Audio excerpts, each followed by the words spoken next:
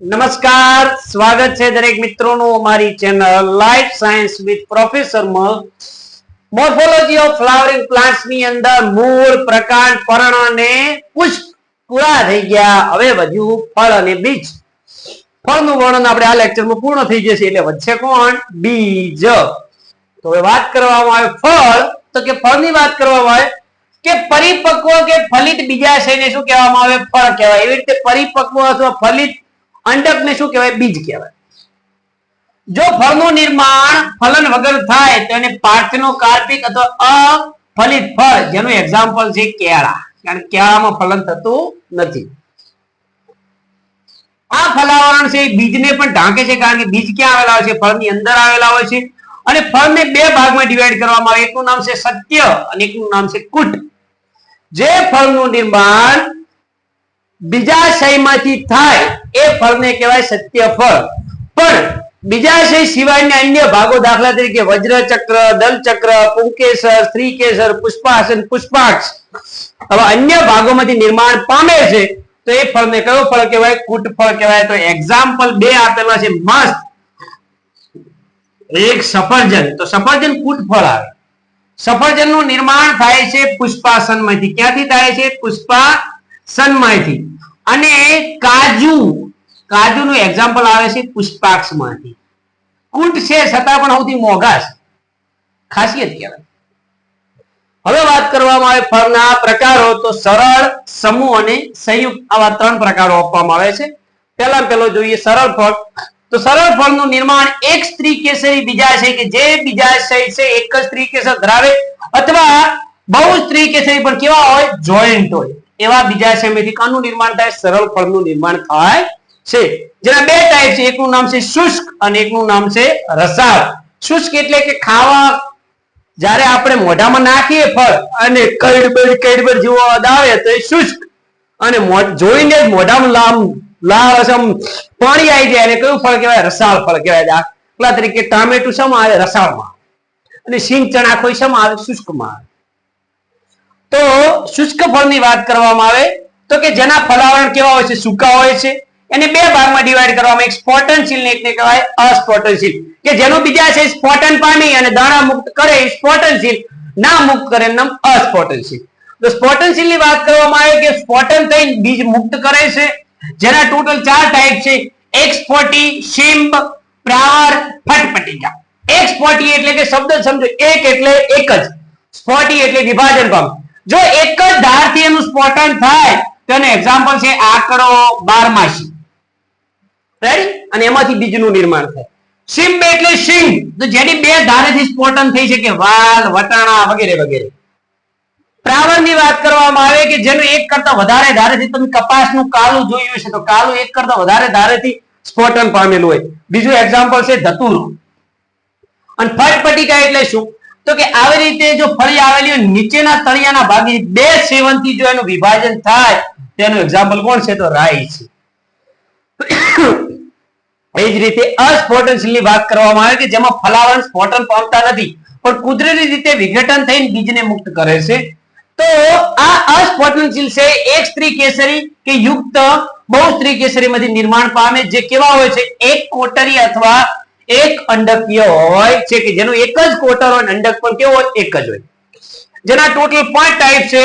ધાન્ય ફળ, ચર્મ ફળ, કાશ ફળ, રોમવલય અને સપક્ષ. ધાન્ય ફળની વાત કરવામાં આવે કે ફલાવરણ અને બીજાવરણ ભેગા થઈને એક જ કવર રચે, જેને કહેવાય તુષ. જેની અંદર એક જ બીજ હોય છે ફળમાં. એક્ઝામ્પલ મકાઈ, ઘઉં, બાજરી વગેરે વગેરે. ચર્મ ફળની વાત કરવામાં આવે કે ફલાવરણ અને બીજાવરણ કેવા હોય છે? મુક્ત હોય છે, જોઈન્ટ હોતા નથી. એક્ઝામ્પલ છે ગુલબાજ, તુલસી, નારવેલિયા. કાશ ફળની વાત કરવામાં આવે કે જેનું કવર જ ખૂબ જ મજબૂત લાકડા જેવું હશે, તો કે ફલાવરણ સખત અને કેવું હોય? મજબૂત. તો કાજુ, સિંગોડા વગેરે. રોમવલય ફળની વાત કરવામાં આવે કે ફલાવરણ અને બીજાવરણ કેવા જોવા મળે છે? છૂટા જોવા મળે. એક્ઝામ્પલ પરદેશી, ભાંગરો અને સહદેવી. આ કેવા અજીબોગરીબ નામો આવેલા છે. બીજી વાત કરીએ રોમવલય ફળની જે ટોચ હોય, ટોચ કેવી હોય છે? રોમ એટલે કે નાના આવા તાંતણા ધરાવતી હશે. અને છેલ્લું છે સપક્ષ ફળ, કે ફલાવરણ પક્ષમાં જેવું કેવું હોય છે? ચપટું. પક્ષમાં એટલે પગ. અને આનો એક્ઝામ્પલ કણજો અને માધવી લતા. હવે આપણે જોઈએ આગળ જતા રસાળ ફળ. કયું ફળ જોવાનું છે? રસાળ ફળ. રસાળ ફળની વાત કરવામાં આવે કે જેનું ફલાવરણ કેવું હોય? રસાળ હોય. મોઢામાં પાણી આવી ગયું બાપા. જેને ટોટલ 3 ભાગમાં વિભાજિત કરવામાં આવે: અસ્ટિલા, અનસ્ટિલા કે બેરી અને છેલ્લું છે સેબિયા. અસ્ટિલા એટલે શું? કે જેનું ફલાવરણ છે એ 3 ભાગમાં ડિવાઈડ હોય: બહારનું ત્વચીય બાહ્ય આવરણ, સેન્ટરનું માસલ કે રસદાર મધ્ય આવરણ અને અંદરનું કઠણ અંત આવરણ. આવા 3 ભાગમાં ડિવાઈડ કરવામાં આવે. એક્ઝામ્પલ છે કેરી અને નાળિયેર. હવે કેરી તો હું શું નોર્મલ રીતે સમજાઈ નાખું કે કેરીની બહાર તરફ જે ફોતરું હોય એ ફોતરું કેવું હોય? ત્વચીય હોય, બાહ્ય આવરણ. પછી બીજા નંબરનું જે તમે રસ કાઢો છો, ખાઓ છો, એ છે તમારું માસલ રસદાર મધ્ય આવરણ અને અંદરની ગોટલીનું આવરણ કેવું હોય છે? અંત આવરણ છે. પણ આ નાળિયેરમાં કે સાહેબ અમને સમજણ પડતી નથી. તો નોર્મલ રીતે સમજો કે નાળિયેરની બહારની તરફ જે ભાગ દેખાય છે તમને પાતળો છેદ ભાગ જેના ઉપર ફાટા પડ્યા હોય છે એ ત્વચીય આવરણ.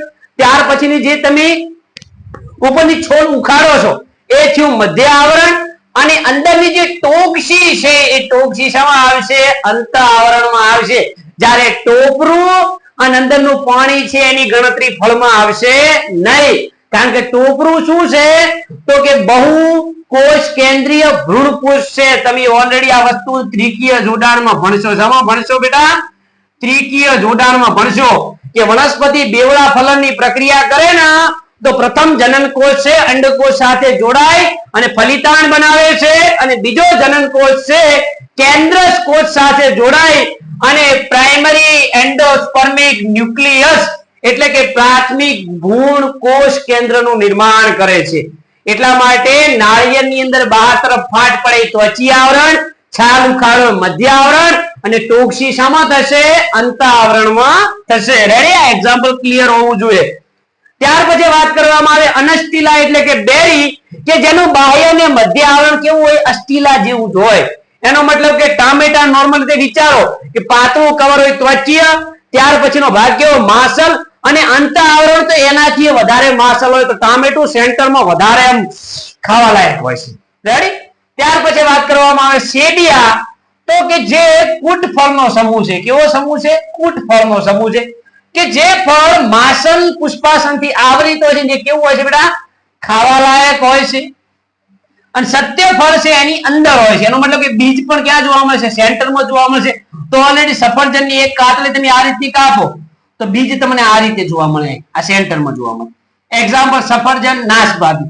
હવે આપણે ફળની અંદર બીજો ટાઈપ છે જેનું નામ છે સમૂહ ફળ ને ત્રીજો ટાઈપ સંયુક્ત ફળને જોઈએ. હવે આપણે જોઈએ સમૂહ ફળ કે જે ફળનો બીજો પ્રકાર છે જે મુક્ત બહુસ્ત્રી કેસરીમાંથી બનાવે છે. જેનું બીજા છે કેવું હોય છે? મુક્ત બહુસ્ત્રી કેસરી. દરેક સ્ત્રી કેસર કેવું હોય છે? સ્વતંત્ર ફલિકા તરીકે વિકસાવે. ફલિકા એટલે ફળ. એક ફળ હોય જેની અંદર એક ફલિકા, બીજી ફલિકા, ત્રીજી, ચોથી એમ ભેગી થઈને એક ફળ બનાવતા હોય તેવા ફળને શું કહેવામાં આવે છે?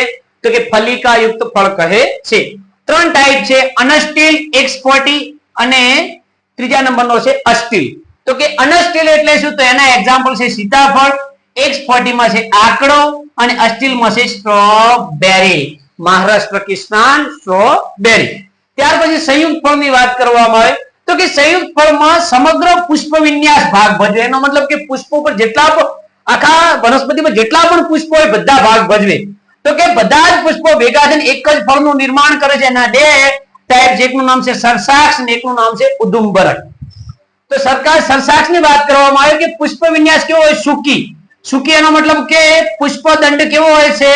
લાંબો હોય છે અને જેના ઉપર જે ભાગ વાત કરવામાં આવે કે એના ઉપર કેવા અદંડી પુષ્પોનું નિર્માણ થાય છે. પુષ્પ, નિપત્ર અને પત્રાક્ષ ત્રણે ભેગા થઈને કેવા બને છે? માસલ બને છે અને પુષ્પ મોટા ભાગે કેવા જોવા મળે છે? વંધ્ય જોવા મળે. અને બીજનું નિર્માણ તો ક્યારેક જ જોવા મળે. એક્ઝામ્પલ છે અનાનસ, જેકફ્રૂટ, શેતુર વગેરેના મુખ્ય એક્ઝામ્પલો છે. ત્યાર પછી ઉદુંબરકની વાત કરવામાં આવે તો કે ઉદુંબરકની વાત આવે તો જેનો પુષ્પાધાર કેવો હોય છે? દળદાર હોય છે. જેનું નામ છે ઉદુંબર પુષ્પ વિન્યાસમાંથી નિર્માણ પામે છે અને અસંખ્ય એકલિંગી પુષ્પો હોય એ બધા ભેગા થઈ શાનું નિર્માણ કરે છે કે ઉંદમબરન ફળનું નિર્માણ કરે છે. અને બે એક્ઝામ્પલ, એક વડ અને એક અંજીરનું ફળ. તો વડના ફળને શું કહેવાય? ટેટા કહેવાય. અંજીર વિશે તો ઓલરેડી ઘણા બધા લોકો જાણો છો કે ડ્રાય ફ્રૂટમાં સૌથી સારામાં સારું મનુષ્યની અંદર રિપ્રોડક્ટિવ સિસ્ટમને બહુ સારી રીતે કોઈ કેચઅપ કરાવતું હોય, સારી રીતે એને ગેઇન કરાવતું હોય તો એ કોણ છે? અંજીર ફળ છે. તો આઈ હોપ કે તમને ફળવાળું આ લેક્ચર બહુ સારું ગમ્યું હશે. તમને સારી રીતે અમે સમજાવવાનો ટ્રાય કર્યો છે. ચેનલને વધુ શેર અને સબસ્ક્રાઇબ કરો. જય હિન્દ, જય ભારત.